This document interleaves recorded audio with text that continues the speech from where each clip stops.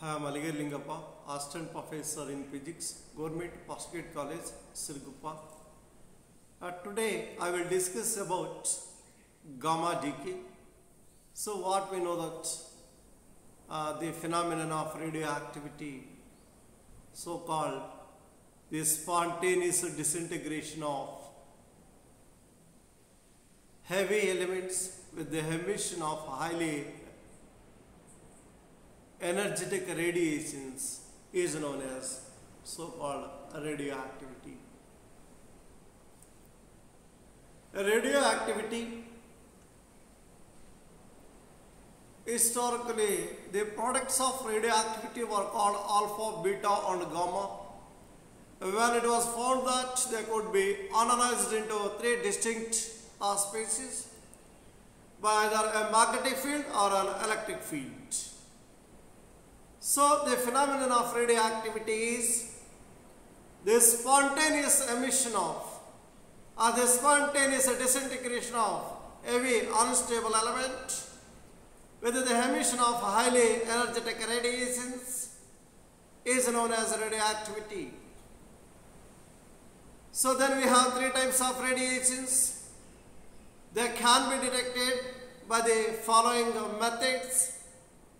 So just use the left side diagram where the radioactive sample is taken in the lead box, where the radioactive sample which emits radiations, say radioactive sample like uranium, thorium, radium, they emit radioactive radiations.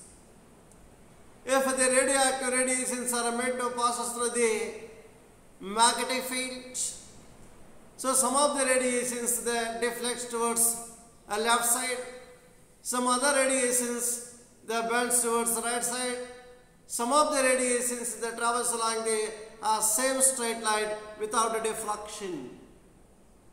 So which shows that there are three types of radiations in the radioactive radiations. So similarly, just you see the right side diagram. So where the radioactive sample is taken in the lead box, then the radiations are emitted by the radioactive sample are made to pass through the electric field between the electrodes, say negative electrode and a positive electrode. Some of the radiations they bend towards the negative electrode, some of the radiations they bend towards the positive electrodes. So some of the radiations which travels along the same straight line, those radiations which bends towards the negative electrode, so they consist of positively charged particles, they are called alpha particles, so the radiations are known as alpha radiations. So similarly, some of the radiations bend towards a positive electrode, so then they consist of negatively charged particles. So they are called beta particles or beta radiation. So some of the radiations they traverse along the same straight line without deflection or without deviation. They consist of photons. So that means they do not affected by both the electric and magnetic fields. So they are called electromagnetic radiations. So those radiations they do not affected by both electric and magnetic fields. They are called electromagnetic radiations. Here alpha radiation and beta radiation they are affected by both electric and magnetic fields. Because of that they are not radioactive, they are not electromagnetic radiations, but gamma radiation do not affected by both electric and magnetic fields. So they are called electromagnetic radiations. So that we have three types of radioactive radiations. Now we have discussed about gamma decay. So in the previous class we discussed about beta decay, alpha decay, nature of beta decay, nature of alpha decay, and then neutrino hypothesis, then the law of conservation of energy, law of conservation of momentum, law of conservation of charge, in those cases. So now we will discuss about gamma decay. So 66 divided 152. If it emits gamma, so that means the atom which is in an excited state, which comes to the ground state with the emission of photon, so-called gamma ray, so-called gamma radiation. Where 53 indium 125, where star that indicates the atom which is in an excited state, where the atom which becomes ground state. So 53 high 125 with the emission of gamma radiation or gamma particles. So this is what the gamma decay, that means which takes place, place in nature. So that means when any radioactive element, if it emits either alpha or beta particles along with which emits gamma radiation, so called no change in the atomic number, no change in mass number during the emission of gamma radiation. In gamma decay, depicted in the figure, in the above figure, a nucleus changes from a higher energy state to lower energy state, excited state to a ground state through the emission of electromagnetic radiation, say called photon. The number of protons and neutrons in the nucleus does not change in this process. So the parent and daughter atoms are the same chemical element in the gamma decay of a nucleus. The emitted photon and recoiling nucleus each have a well-defined energy after the decay. The characteristic energy is divided between only two particles, so-called no change in the protons number or a neutrons number during the emission of gamma particle from the radioactive nucleus, where the radioactive nucleus, if it is in a higher energy state, which transits from higher energy state to lower energy state, say excited state to a ground state with the emission of gamma particles. So they are photons. So that means during the emission of gamma radiation, the parent and the daughter atoms are the same chemical element. So that means no change in the atomic number, no change in the mass number. So only the nucleus transits from its higher energy state to lower energy state. So now you see the diagram which indicates cobalt 2760, usually which is in the higher energy state, which becomes lower energy state with the emission of maybe gamma particles.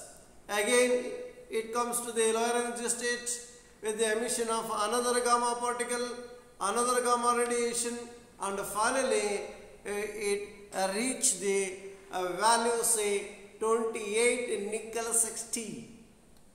So called, this is a process of the emission of gamma radiation or gamma particles. So where any element which emits gamma radiation, if it transits from higher energy state to lower energy state.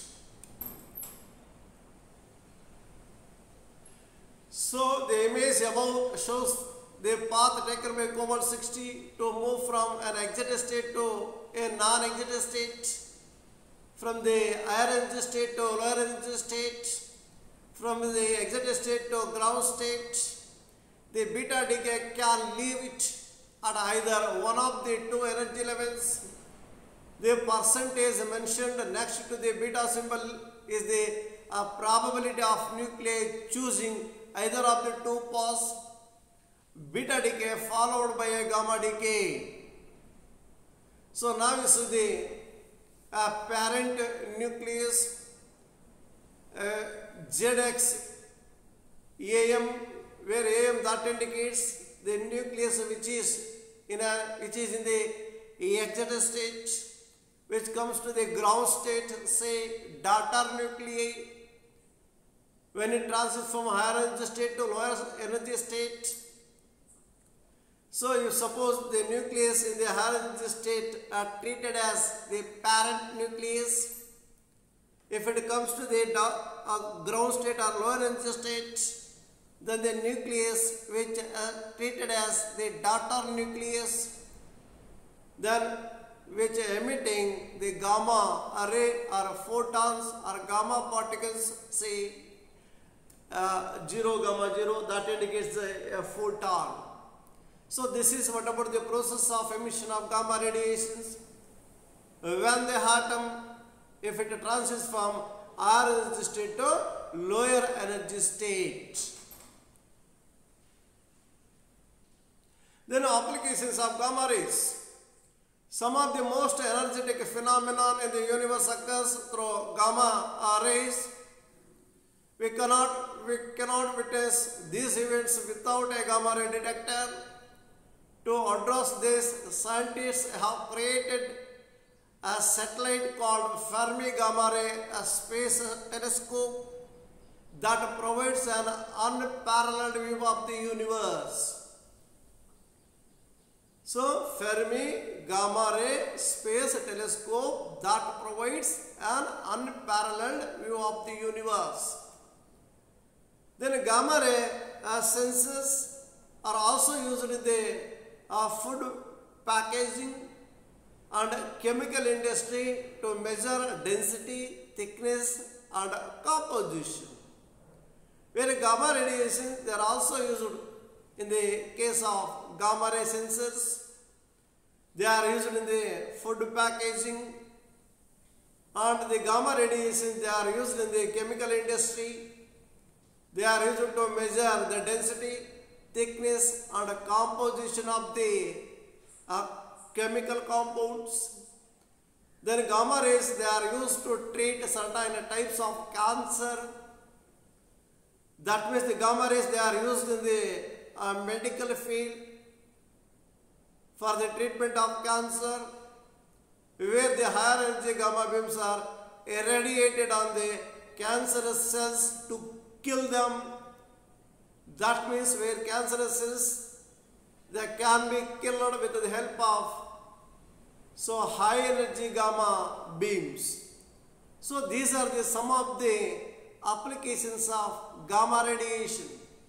So similarly, we have plenty of applications in our daily life. So here now you see that decay type, radiation emitted, generic equation, then the model. So first row that indicates the alpha decay. So usually the alpha particle which can be represented by the helium nucleus, which consists of 2 protons and 2 neutrons, say 2He4, 2alpha4. Say ZXA, if it is a parent element or parent nuclide, if it emits alpha particle, then the daughter nuclide becomes Z minus 2 XA minus 4, which loses 2 protons and 2 neutrons. Then 2 alpha 4.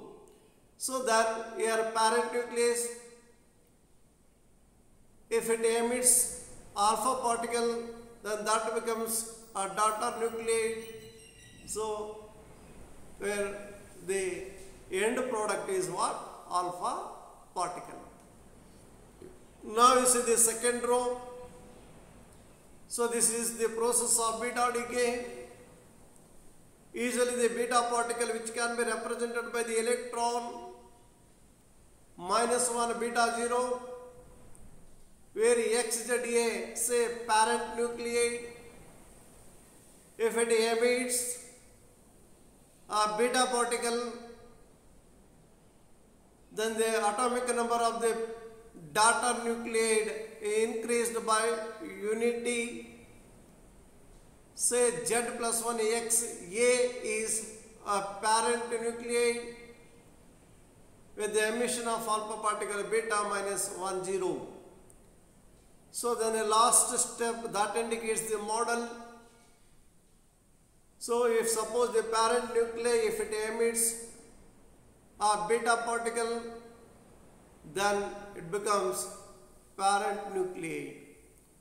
So called the process of beta decay. So then the third row that indicates gamma emission or gamma decay. Usually the gamma radiation or gamma particle which can be represented by 0 gamma 0, whereas ZX star A that indicates the nucleide is in the excited state. If it emits gamma radiation or gamma particle where the parent nucleide becomes ZXA, there is no star. That means where the parent nucleide which is in the higher energy state, daughter nucleide which is in the lower energy state, if the parent nucleide transits from a higher energy state to lower energy state, which emits gamma radiation or gamma particles gamma 00, so then the last part that indicates the model of the gamma decay. Say parent nucleide is in the excited state,